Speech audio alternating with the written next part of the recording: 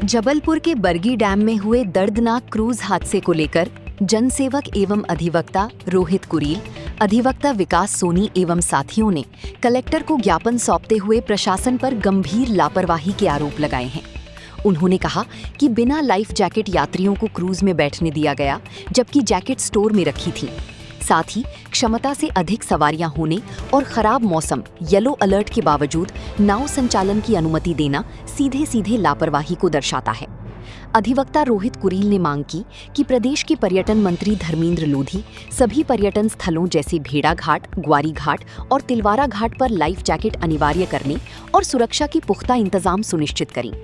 इसके अलावा अधिवक्ता विकास कुमार सोनी ने मांग की है कि सभी नावों और क्रूज की फिटनेस की कड़ी जांच हो तथा जिम्मेदार लोगों पर भारतीय न्याय संहिता की धाराओं 106, 125 और 281 के तहत सख्त कार्रवाई की जाए। उन्होंने मृतकों के परिजनों को 4 लाख से अधिक मुआवजा देने की भी मांग उठाई ताकि भविष्य में इस तरह की घटनाओं की पुनरावृत्ति रोकी जा सके।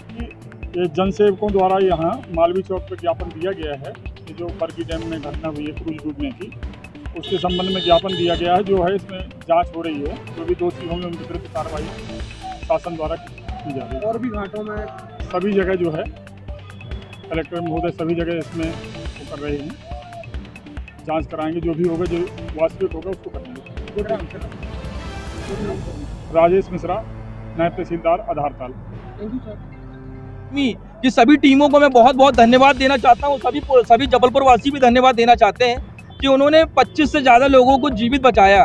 उनसे जितना हो सका उन्होंने अपने रेस्क्यू के द्वारा उनको बचाया। लेकिन एक तरफ मैं पूरे जिला प्रशासन, पर्यटन विभाग की घोर निंदा और घोर विरोध करता हूँ कि ऐसी घटना कैसे हो गई, किसकी निगरानी में हुई, किसके संरक्षण में हुआ। जब मौसम विभाग का येलो अलर्ट था, येलो अलर्ट का अर्थ होता है, मैं बता दूं आपको, सतर्क रहना। जब सतर्क रहने का अर्थ यदि अगर वहाँ के क्रूज पायलट को नहीं मालूम तो आपने कैसे नियुक्त करा उसको वहाँ पर। येलो अलर्ट में उन्होंने क्रूज को बरगी डैम पर उतार दिया गया। जब पहले से चेतावनी मिली कि येलो अलर्ट है तो उनको नहीं उतारना था वहाँ से। आज 9 से 10, कम से कम 15 से ज़्यादा लोगों को उसने जीवन छीन लिया। मैं जिला प्रशासन से भी मैं निवेदन करना चाहता हूँ कि और पर्यटन विभाग के बड़े बड़े जो मंत्री हैं, बड़े बड़े अधिकारी हैं और मुख्यमंत्री जी से कि निलंबित तो कर दिए, आप उनके ऊपर एफआईआर करिए। बीएनएस की धारा 106, बीएनएस की धारा 106(2), धारा 125 और धारा 281 जो सार्वजनिक जलमार्ग पर लापरवाही से नौका विहार पर लगती है।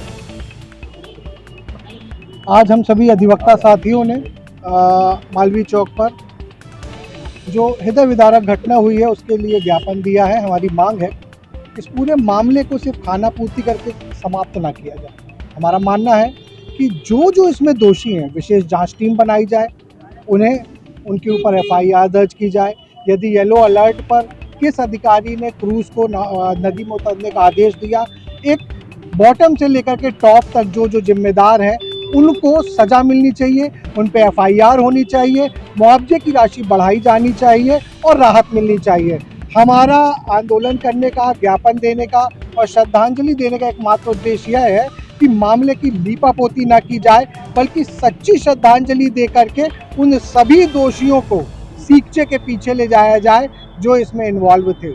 मेरा एक बार फिर से निवेदन है, ग्वारी घाट, बिलहरी घाट, तिलवारा घाट, बेड़ा घाट, जहाँ पर भी नौका विहार हो रहा है, जिला प्रशासन से हम अधिवक्ताओं की करबद्ध प्रार्थना है, हम किसी का विरोध नहीं करते हैं, लेकिन एक ऐसा ट्रेनिंग कैंपेन चलाया जाना चाहिए जिसमें वे बाकायदा नाविकों को ट्रेनिंग करें, उनके असिस्टेंट को ट्रेनिंग दें, एक सर्टिफिकेशन दें, ताकि नाव में बैठने वाला हर जबलपुर वासी और यहाँ देश विदेश से जो लोग आते हैं वो अपने आप को सुरक्षित समझें। विकास सोनी, अधिवक्ता, उच्च न्यायालय जबलपुर। आज हम यहाँ भारी मन से एकत्रित हुए हैं। बरगी क्रूज हादसे में हमने अपनों को खोया है। उन मासूम जिंदगियों और परिवारों के प्रति मैं अपने और आप सभी की ओर से भावपूर्ण श्रद्धांजलि अर्पित करती हूँ। ईश्वर उनके परिजनों को और यहाँ असीम दुख सहने की शक्ति प्रदान करे। लेकिन साथियों, क्या हमारा यहाँ पे मौन धारण करना ही काफ़ी है? यह हादसा कोई दैविक आपदा नहीं है, यह प्रशासन की ओर से घोर लापरवाही है। सुरक्षा मानकों की अनदेखी का नतीजा है। एक अधिवक्ता होने के नाते मैं यहाँ सवाल पूछना चाहती हूँ कि क्रूज के पास वैध फिटनेस सर्टिफिकेट था या नहीं था? क्या क्षमता से अधिक लोग सवार थे या नहीं थे? क्या आपातकालीन सुरक्षा के प्रति पुख्ता इंतजाम वहाँ मौजूद था या नहीं था। जब शासन और प्रशासन अपनी जिम्मेदारी से पल्ला झाड़ता है तब ऐसे हादसे अक्सर होते हैं।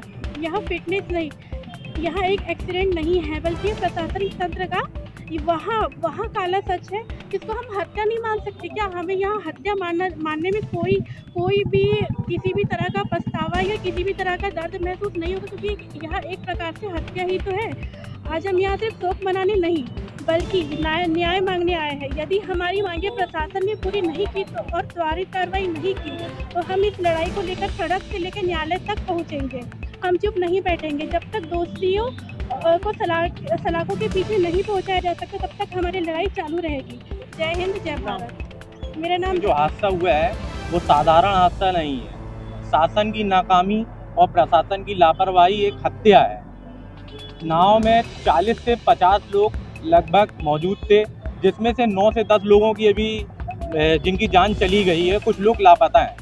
है ना, मैं पूछना चाहता हूँ हमारे जो कलेक्टर साहब हैं और एसपी साहब हैं, आखिर जो अधिकारी थे वहाँ पे, जो कर्मचारी थे, जो जवाबदेही हैं, उनके ऊपर क्या एक्शन लिया गया है? सिर्फ उनको क्या निलंबन बस करे जाएगा? हम ये चाहते हैं कि उनके ऊपर FIR किया जाए और उनके ऊपर केस चलाया जाए। हमारे पर्यटन विभाग के जो मंत्री जी हैं वो भी जो खामोश हैं, वो खामोश हैं। तो खामोशी क्या कहती है? उनको कुर्सी छोड़ देनी चाहिए, क्योंकि कुर्सी जनता की सेवा के लिए होती है, ना कि जनता की जान लेने के लिए होती है।